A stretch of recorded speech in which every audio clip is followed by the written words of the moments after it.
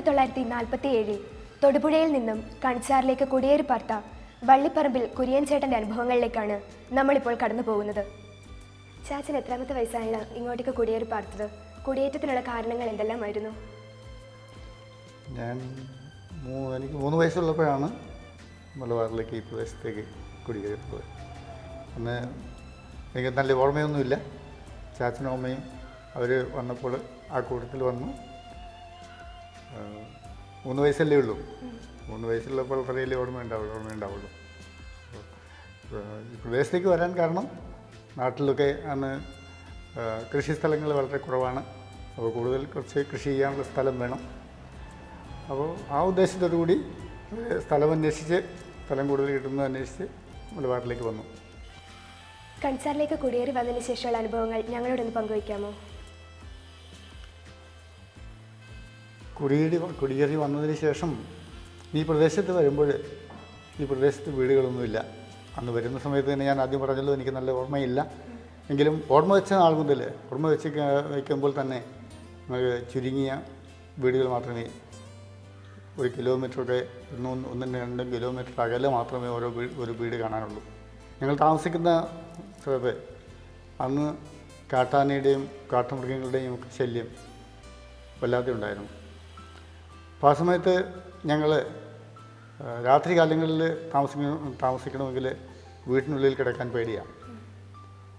കാട്ടുമൃഗങ്ങളുടെ ശല്യം ഉണ്ടാകും. കാട്ടാന വരും, പന്നി ഉണ്ടാവും, മറ്റ് വന്യമൃഗങ്ങളുടെ ശല്യങ്ങളൊക്കെ ഉണ്ട്.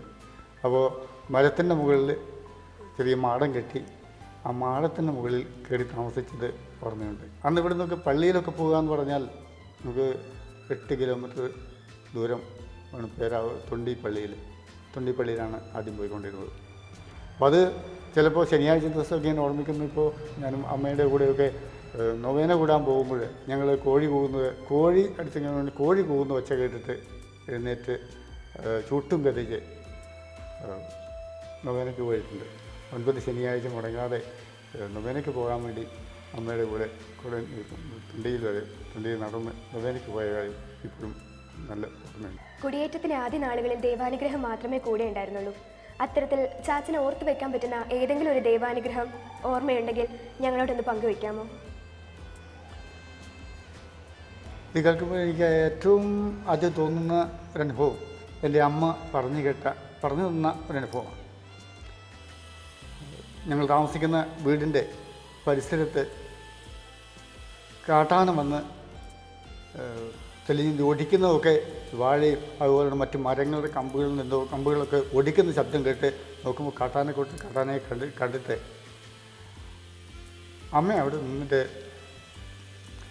അങ്ങനെ തന്നെ മാതാവിനെ ഞാൻ ഒരു കൂടി മെഴുകുതിരി കത്തിച്ചേക്കാം, അമ്മയുടെ സന്നിധിയിൽ ഒരു കൂടി മെഴുകുതിരി കത്തിക്കാം എന്ന് പറഞ്ഞ് അമ്മയോട് പ്രാർത്ഥിച്ചു. കുറച്ച് കഴിഞ്ഞപ്പോൾ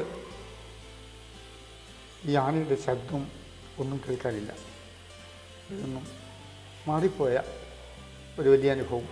കുര്യാച്ചൻ ചേട്ടൻ്റെ അനുഭവങ്ങളാണ് നാം ഇത്രയും നേരം കേട്ടുകൊണ്ടിരുന്നത്. നല്ലവനായ ദൈവത്തിൻ്റെ കരുണ ഒന്നുകൊണ്ട് മാത്രമാണ് അദ്ദേഹത്തിന് ഇത്തരത്തിൽ വലിയൊരു നിലയിൽ എത്തിച്ചേരുവാനായി സാധിച്ചത്. ആ നല്ലവനായ ദൈവത്തിൻ്റെ കരങ്ങൾ പിടിച്ചുകൊണ്ട് നമുക്ക് മുന്നേറുവാൻ സാധിക്കുന്നതിന് വേണ്ടി നമുക്ക് ഒരുമിച്ചിരുന്ന് പ്രാർത്ഥിക്കാം. വചനം പ്രകാശം പ്രണാമം.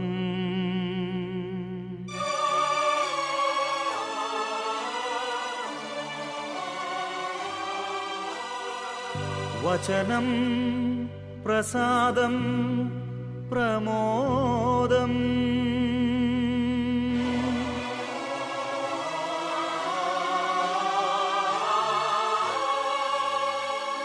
വചനം പ്രതീക്ഷം പ്രശോഭം.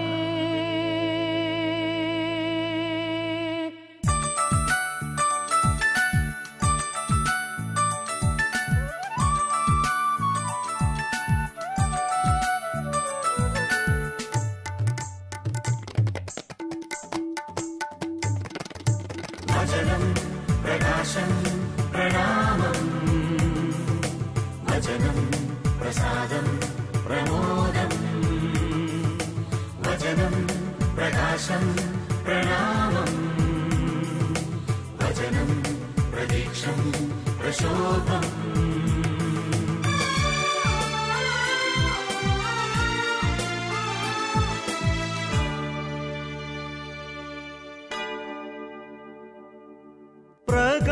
പ്രകാശമായി നീ തെളിയൂ, പ്രസാദമായി നീ നിറയൂ, മനസ്സിനു ശാന്തിയായി ദേഹിതൻ സൗഖ്യമായി ആത്മാവിൻ ജീവനായി നീയുണരൂ. പ്രകാശമായി നീ തെളിയൂ, പ്രസാദമായി നീ നിറയൂ, മനസ്സിനു ശാന്തിയായി ദേഹിതൻ സൗഖ്യമായി ആത്മാവിൻ ജീവനായി നീയുണരൂ. വചനം പ്രകാശം പ്രണാമം, വചനം പ്രസാദം പ്രമോദം, വചനം പ്രകാശം പ്രണാമം, വചനം പ്രതീക്ഷം പ്രശോഭം.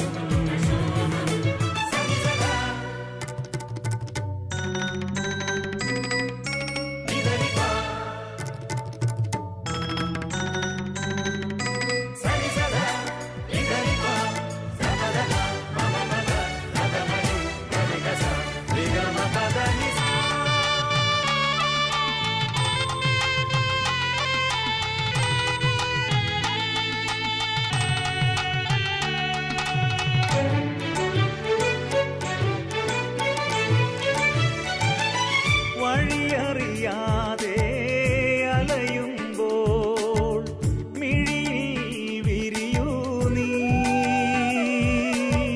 കരയറിയാതെ കരയുമ്പോൾ കരമായി പുണരൂ നീ,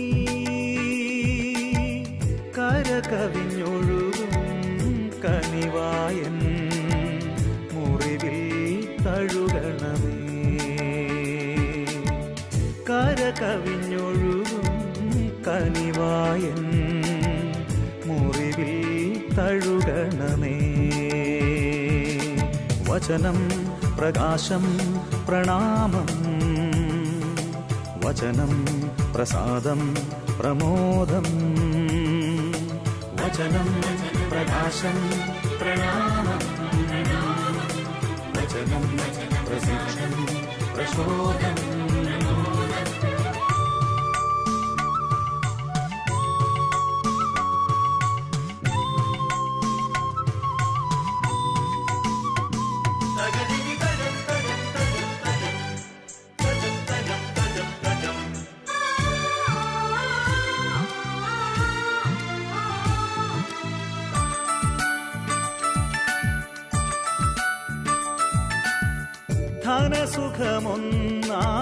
ധനസുഖമൊന്നായകന്നാലും മോക്ഷവും ഭാഗ്യവും നീ, ഒടുവിലൻ മിഴികൾ അടയുമ്പോൾ അരികെ വരണേ നീ, വാനവരൊന്നായി മഹിമാവിൽ വാഴാൻ കൃപ തരണേ, വാനവരൊന്നായി മഹിമാവിൽ വാഴാൻ കൃപ തരണേ. പ്രകാശമായി നീ തെളിയൂ, പ്രസാദമായി നീ നിറയൂ, മനസ്സിനു ശാന്തിയായി ദേഹിതൻ സൗഖ്യമായി ആത്മാവിൻ ജീവനായി നീയുണരൂ. വചനം പ്രകാശം പ്രണാമം, വചനം പ്രസാദം പ്രമോദം, വചനം പ്രകാശം പ്രണാമം, വചനം പ്രസാദം പ്രമോദം, വചനം പ്രകാശം പ്രണാമം, വചനം പ്രസാദം പ്രമോദം, വചനം പ്രകാശം പ്രണാമം, വചനം പ്രതീക്ഷം പ്രശോഭം.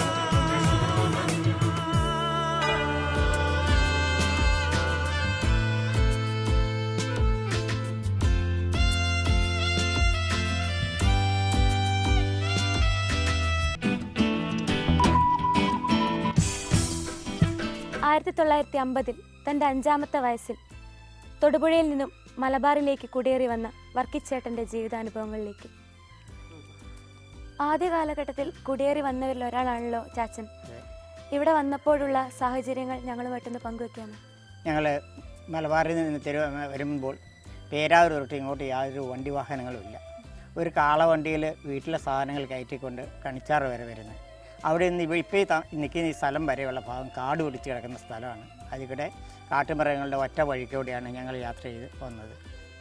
ഇത് കാടായിട്ട് കിടക്കുന്ന സ്ഥലമാണ്. ഞങ്ങൾ വാങ്ങിയതല്ല അന്ന്. അതിനപ്പുറമായിട്ട് വയലിനക്കരെ ഒരു ചെറിയ കൂരപ്പെരയുണ്ടായിരുന്നു. അതിലാണ് ഞങ്ങൾ വന്ന് താമസം തുടങ്ങിയത്.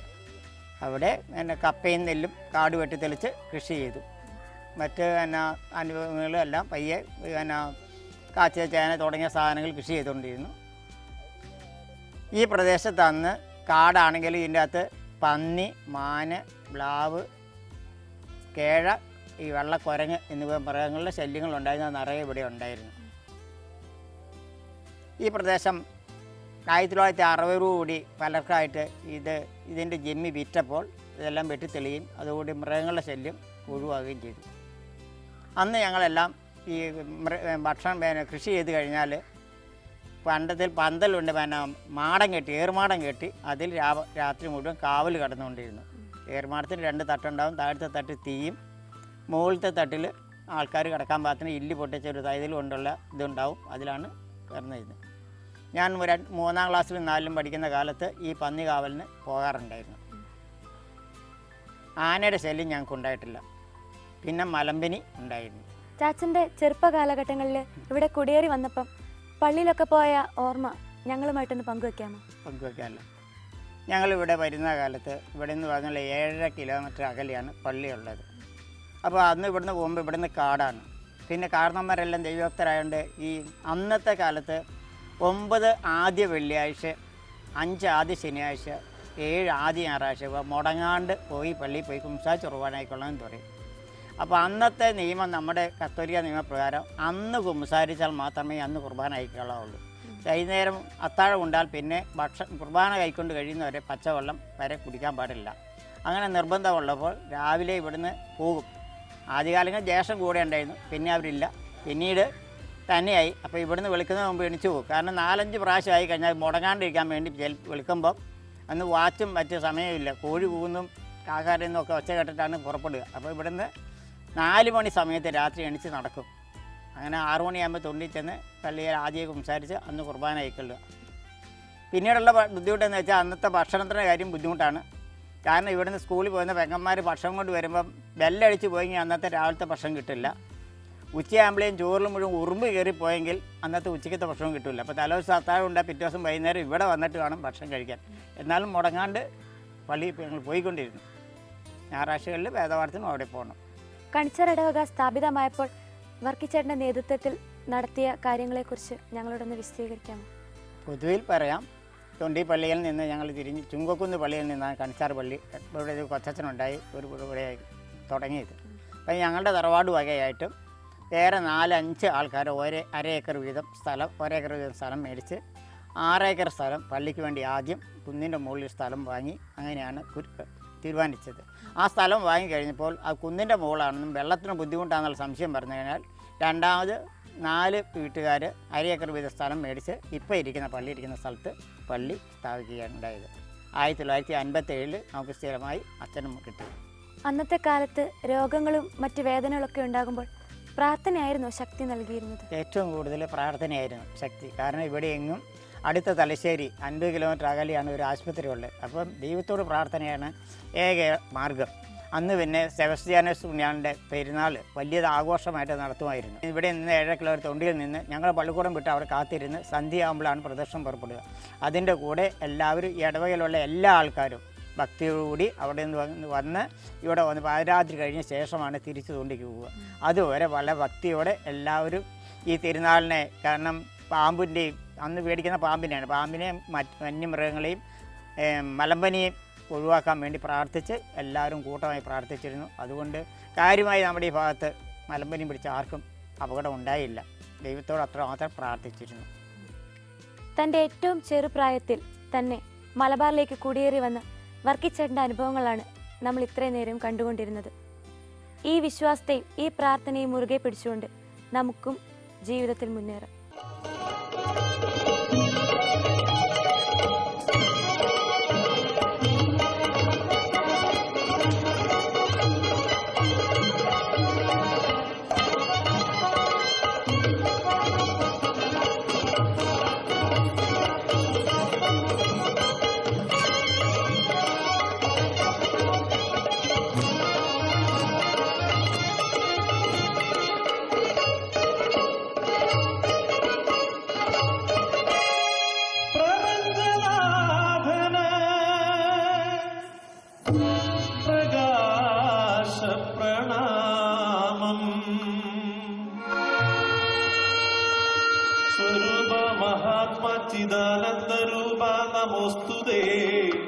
തമസിൻ കൃതാത്ത കരുണി പ്രകാശ പ്രഭോ ആദിയില്ലാതാമിനെ മെനഞ്ഞെടുത്തീശ്വരൻ കർത്തനിൻ ഛായയിൽ കനിവാർന്നേവം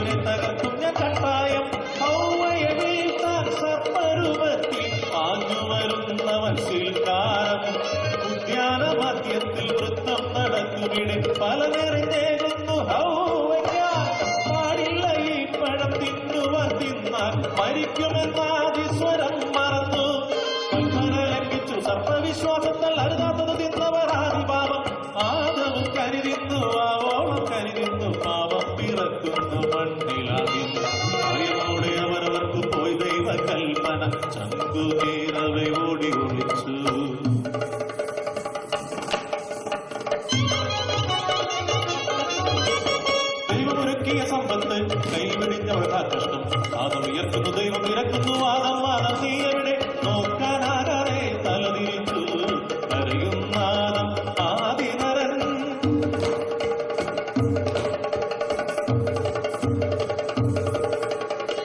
ക്രോധാളരെ ശിക്ഷിക്കുന്നു സാത്താനെയും ബന്ധിച്ചു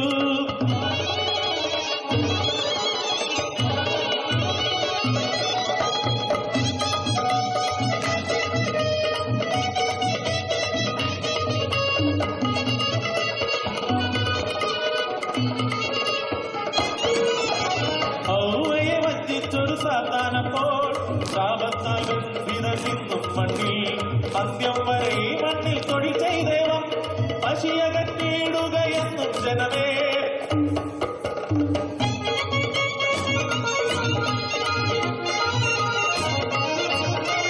കാലം കഴിഞ്ഞപ്പോൾ രക്ഷകൻ ഭൂമിയിൽ വന്നു പിറന്ന തൊഴുത്തിൽ പാപങ്ങൾ പോക്കുവൻ പെണ്ണിന്റെ നാഥന രക്ഷകൻ യേശുനാഥനായി ആദമൻ പാപമകറ്റുവൻ മണ്ണിന്റെ ശാപമകറ്റുവൻ രക്ഷകനായി ആനത്തു വന്നു നിച്ച താരകത്തെ നോക്കി രാജാക്കൾ 3 പേരും എത്തി പുൽത്തൊഴുത്തിൽ തന്നാനേ തന്നാനേ തന്നാനേ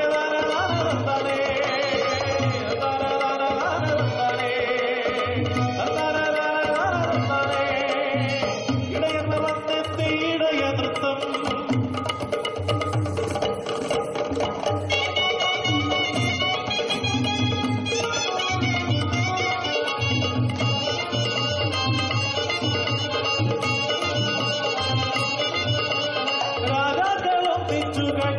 സവിനയം ഹല്ലേലൂയ ഹല്ലേലൂയ ഹല്ലേലൂയ ഹല്ലേലൂയ താരകരാജ്യത്തെ രാജാവേ നീ നീടാൾ വഴക അടിയങ്ങൾക്ക് നീ തമ്പ്രാനെന്നും നീയല്ലോ മേലെ കുന്നിൻ മേലെ രാജാവായവരെത്തുന്നേ ഓശാന പാടുന്നു ഓശാന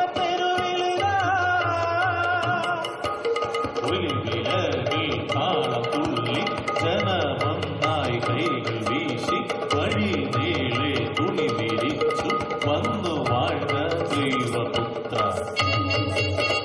30 വെള്ളിക്കാശിനൊട്ടിയുക ഗെത്സമൻ തോട്ടത്തിൽ ചുംബനമേകി മറന്നു അവനും ദൈവസത്യം മറന്നു മാനവധർമ്മം മറഞ്ഞു സത്യം